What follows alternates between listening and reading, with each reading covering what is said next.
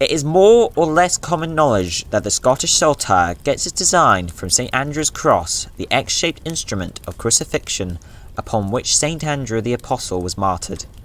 His holy relics, comprising a kneecap, upper arm bone, 3 fingers and a tooth, brought into the kingdom of the Picts in the early 8th century AD, where they became objects of adoration amongst early Scots, leading to the establishment of the town of St Andrews on the east coast of Scotland, and later home to the impressive, but sadly now ruined St Andrew's Cathedral. However, what is less well known is the event that led to the adoption of the flag, in the colours that we now know today. And for that, we have to venture into the mists of time to a quite different Scotland.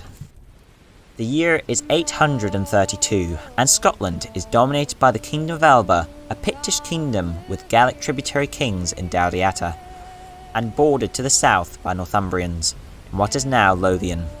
It is the eve before a great battle, and Angus MacFergusa, king of Albannach, is leading desperate prayers for deliverance.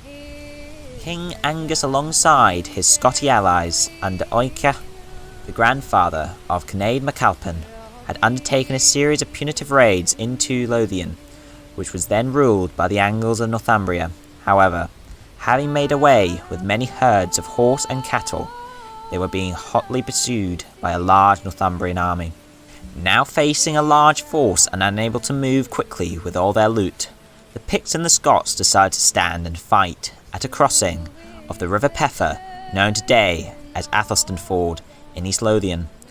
Among the saints King Angus prayed to that night, one was St Andrew, and pledged to him that his army won victory the following day, he would appoint St Andrew as the patron saint of his kingdom.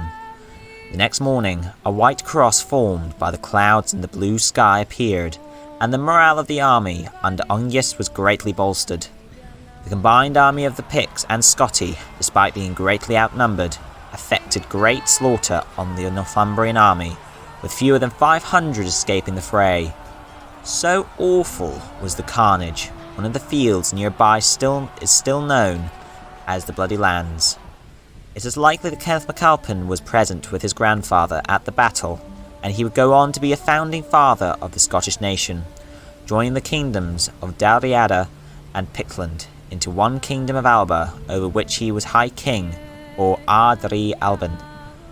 True to his word, King Angus made St Andrew his patron saint, as he is indeed today, and the celestial apparition which appeared to the Scottish warriors that day serves as our flag, the Saltire of Scotland.